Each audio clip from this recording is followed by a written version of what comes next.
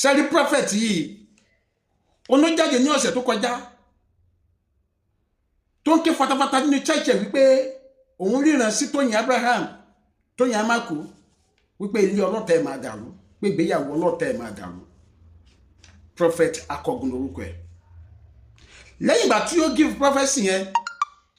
láwọn èèyàn bẹ̀rẹ̀ sí sọ fún wípé ó kù díẹ̀ káàtó èèyàn kì í gbé ọ̀rọ̀ kalẹ̀ bẹ́ẹ̀. Prophet yẹn tó wá padà jáde ó ní gbogbo ẹ̀yin tí ẹ̀ ń sọ wípé bóun ṣe gbọ́rọ̀ kalẹ̀ yẹn kò dáa ó ní òun need advice yín òun dẹ̀ need opinion yín. Ó ní àmọ́ òun fẹ́ sọ fún yín o wípé ẹni òun wá fame ni pé more than 2,000 members ló ní pé fame wo ló tún yẹn lọ ó ní fame wo ló tún yẹn lọ ó wá ní ṣùgbọ́n òun padà dúpẹ́ pé nígbà táwọn èèyàn ti ń pín fídíò yẹn kiri ó dọ́dọ̀ Tóyìn Abraham and she called him ó ní nǹkan méjì ló wá sọ ó ní nǹkan méjì ni Tóyìn Abraham sọ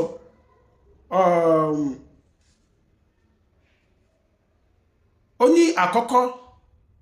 ni wípé Tóyìn Abraham ní bàbá ẹ sọ fún gbogbo àwọn ìjọ yín pé I called you. Ìkejì ni pé ẹ sọ fún gbogbo àwọn ìjọ yín pé kí wọ́n jọ kí wọ́n gbàdúrà fún mi. Pásítọ̀ yẹn wá sọ pé nígbà tó ń drop kọ́ yẹn wọ́n á ro nínú pé ọmọ àgbà ní Tóyìn fún statement kejì tó mèké pé ẹ sọ fún àwọn ìjọ yín kí wọ́n gbàdúrà fún mi. So ó jẹ̀bi tó ọ̀rọ̀ dé dúró. Ṣùgbọ́n kí ni èmi fẹ́ sọ sí bí àwọn èèyàn ṣe ń sọ ọ̀rọ̀ kùgbàkùgbé sí pásítọ̀ yìí bàbá àmì òróró yín ò ní gbẹ ilé ológo tẹ̀ ń lépa ẹ̀ ní kùnà ẹ̀. Ṣùgbọ́n Bíbélì sọ wípé ìbùkún ní fún ọmọ ọ̀dọ̀ náà tó fi ọgbọ́n ṣe iṣẹ́ ìrìjú ẹ̀. Torí ẹ sọ̀rọ̀ kan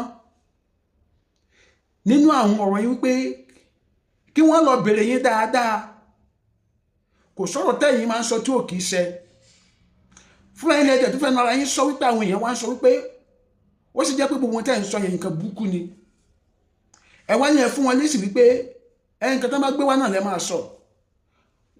question tèmi náà ṣùgbọ́n ni wípé ó sì jẹ́ pé nǹkan burúkú yẹn náà ló máa ń gbé wá fẹ́ yẹn torí nígbà táwọn èèyàn gan tó ń describe yín wọ́n ní bàbá tó máa ń sọ̀rọ̀ asọ̀rọ̀ iṣẹ́ yẹn ó tún ti sọ̀rọ̀ o tó ní celebrity báyìí máa kú tó ní celebrity báyìí máa kú tó ní celebrity báyìí máa kú ó tún ti sọ̀rọ̀ o ẹ bá wa pé Tóyìn Abraham o ẹ bá wa pé Tóyìn máa kú o ó mi pé nǹkan tí wọ́n mọ̀ yín mọ́ nìyẹn. Tóyìn tó sọ̀rọ̀ pé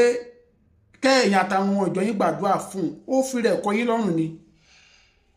ó fẹ́ wò pé báyà Ọlọ́run yín ní solution lọ́wọ́ Ọlọ́run tí yín tó fún yín ní ìran yẹn ni o. àwọn oníṣẹ̀ṣẹ̀ gan máa sọ wọ́n ní ifá òkì balẹ̀ kó má mú ẹbọ wá so tẹ́yìn bá wá lè ríran tí ò bá tó padà sí solution ẹ sọ̀rọ̀ ayé lẹ́nu nìyẹn sà so Tóyìn gbọ́n ó tì sí ni kẹlẹ́ máa ṣiṣẹ́ yẹn náà ẹ̀yin tí bẹ́ẹ̀ lè ríran ẹ̀yin náà lẹ́yìn ṣiṣẹ́ bí ìran yẹn ò ṣe ní ṣe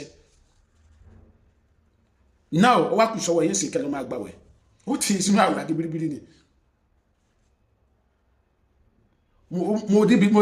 mo dá bó sì káyín mọ́kànnà yẹn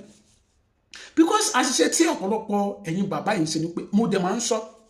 ọ̀tọ̀ ní ẹ̀bùn ọ̀tọ̀ ní ìmọ̀ ọ̀tọ̀ ní ìmọ̀ àti ẹ̀kọ́ ẹlòmíì ní ẹ̀bùn tó tọ́ ṣùgbọ́n kò ní ẹ̀kọ́ mọ́ ẹ̀bùn tó ní bí a ṣe máa ń give message ní ẹ̀kọ́ ìdí ẹ̀ tí ó fi nílò ẹ̀kọ́ lórí message tó ń give ni pé ó máa tó wà ní surroundings ẹ nígbà tó give message yẹn tí wọ́n lè máa gbọ́ kan give another message ni but táwọn fẹ́ kó ṣẹ in a positive way I mean in a negative way mẹ́ni yẹn lára láti fi sọ̀wọ́ gan lẹ́nu tàbí láti fi dí pẹ̀lú ẹni yẹn ó ní bá máa sọ pé tẹ́nìkan bá fẹ́ sọ̀rọ̀ búburú sí ẹnìkan kí n yóò máa sọ má ṣe pé fún mi àmàngẹ́lì tó ń kọjá yóò bá máa ń sọ bẹ́ẹ̀ láwọn tó lọ church gan máa ń sọ bẹ́ẹ̀ àmàngẹ́lì tó ń kọjá ẹ̀yin náà àmàngẹ́lì tó ń kọjá nígbà tí à ń give message yẹn so èèyàn máa ń fi ọgbọ́n gbé message sílẹ̀ ní kí sí gbàgbọ́n ṣọ́gbàkẹ́ lánú ṣọ́gbàgà káàdì mọ̀ pọ́lọ̀ ń pè ẹ́ káàdì mọ̀ pé ó ti sọ bẹ́ẹ̀ pásítọ̀ lágbàáyé sọ bẹ́ẹ̀ nǹkan tó wà pé most of you ẹ̀ ń fi message ẹ̀mí advertise ara yín ká sọ pé àwọn ọmọ máa yẹn tó sọ pé lágbájá máa kú ó dẹ̀ kú. Bí mo lọ church kan pastor wa ń sọ̀rọ̀ kan ó ń brag ó ní ẹ̀yin èèyàn yẹ ẹ̀ mọ̀ mí ni ẹ̀ ń fi mi ìnáṣẹ́ Ọlọ́run ṣeré ẹ lọ bèrè lọ́wọ́ Ṣẹ́gun nígbà tí ó sọ fún mi wípé òun wá visa America mo ní wọn ní fún wọn àdẹ fún mo kọ́ wo ẹni tó wà lẹ́gbẹ̀ẹ́ mi tó mú mi wá pé ṣé irú church mú wa lélẹ́yìí pastor ẹ̀ dẹ̀ ń brag lórí irú nonsense bẹ́yẹn. So ọ̀pọ̀lọpọ̀ yìí máa ń fi nǹkan burúkú sayọ̀yọ̀. So gbogbo oníwọ̀n ọ̀tọ̀ lẹ̀bùn ọ̀tọ̀ nípa Ọlọ́run lò mí ọ̀tọ̀ nípa èèyàn ní ìmọ̀ mọ́ nǹkan tó ń ṣe yẹn. Bí àwọn babaláwo tó ń dáfá lórí social media lẹ́nu dọ́yẹ̀ta yín síláyè àti sọ fún wọn wọ́n lè ní ìmọ̀ fálù tó lè gbọ́fá wọn ní ìmọ̀ torí nígbà tó dífá fún yàn mo wo kan lóòótọ́ tó dáfá fún ẹnìkan báyìí gbọ́n ó dùn yẹn àwọn kó àjọ pé wọ́n kó tó bó wọ́n tó kì bó wọ́n bó ṣe mọ̀ tó ẹ̀ ní ó ṣe mọ̀ ojú mọ́ fún nǹkan tó dà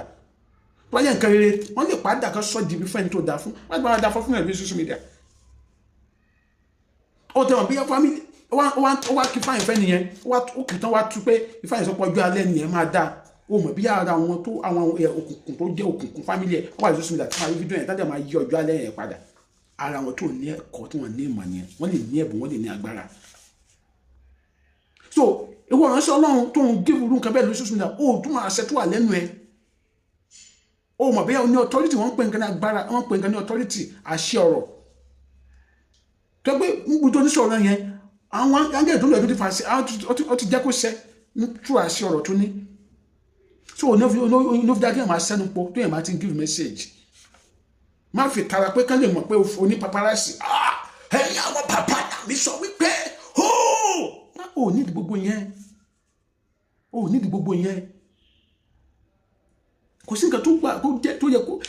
yẹ kó máa dùn inú pé ẹ sọ̀rọ̀ burúkú dẹ̀ sẹ́ máa wọ̀nyàn lára náà ìyẹn ò dídá nǹkan lọ́n pé yẹn àwọn bàbá yóò ṣe bẹ́ẹ̀ àwọn bàbá wa nínú ẹ̀mí àwọn bàbá wa gbá ni ò ṣe bẹ́ẹ̀ àwọn ẹ̀ṣọ́ náà kọ́ àjọ pé inú wọn ò kí dùn pé ọmọ ọjọ́ wọn ṣaláìsí wọ́n máa sunkún sí Ọlọ́run bọ́ Ọlọ́run wáyì Ọlọ́run wáyì bọ́ ibẹ̀ lẹ́yìn wọn máa fi ṣàyọ̀yọ̀ pé ẹ sọ fún kò gbọ́ ni ẹ rí gbogbo kí nìyẹn báyìí. So ibi tó kù díẹ̀ káàtó nìyẹn fún ọ̀pọ̀lọpọ̀ ìránṣẹ́ Ọlọ́run èmi máa jáde á ní wọn rí pé ogun máa jà ní Nàìjíríà ó dẹ̀ ń fi ṣàyọ̀yọ̀ tí riot kékeré bá tó wá ṣẹlẹ̀ ara ní ṣé bí mo sọ fún yín bẹ́ẹ̀ ẹ̀mí Ọlọ́run fi hàn mí pé ogun máa jà só yẹ kó máa sọ bẹ́ẹ̀ ṣé àwọn ìránṣẹ́ Ọlọ́run dẹ̀ nìyẹn sá pàtó ọ̀pọ̀lọpọ̀ yóò ka Bíbélì mọ́ torí mo máa ń sọ àwọn ìránṣẹ́ Ọlọ́run ní Bíbélì tí àwa kà tí wọ́n bá ríran Ọlọ́run máa ń sọ fún wọn solution lọ adẹ̀ni kan lọ sọ fún ọba ìlú yẹn pé gbàgbé lè sọ pé àwọn ẹ́sítẹ́rì sí wọ́n ti sẹ̀ sí ìlú Olúwa ṣùgbọ́n tí wọ́n bá yí padà ó gbàgbé ó lè ní kọ́ bá yẹn kéde àwẹ̀ fún wọn kí lè gbọ́n máa bragado pé àwọn fẹ́ kí nǹkan yẹn ṣe ká lè sọ pọ́lọ̀ ń pè àwọn so ẹjọ́ adjust ẹ má fi ẹ̀bùn tẹ ní ẹ má fi sọ̀rọ̀ yín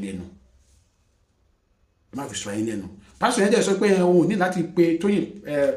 kó n pé privately torí táwọn èèyàn bá fẹ́ insult àwọn táwọn jẹ́rìn sọ lọ́nà àwọn èèyàn kì í pe àwọn privately oní social media náà máa ń insult àwọn reason náà tó náà máa ń give message on social media yẹn ṣé ọ̀rọ̀ yẹn ṣé ó ní ẹ give comment sí room statement last statement tí mo sọ yìí tí mo ní bàbá yẹn sọ yìí ṣó ó tọ́ pẹ̀lú irú statement yẹn kí wọ́n sọ pé ẹbí rẹ̀ sí Ọlọ́run ọba adéwájú lórúkọ mi bá mi share fídíò mi ìdẹ̀kọ́ ìrànṣẹ́ Ọlọ́run kankan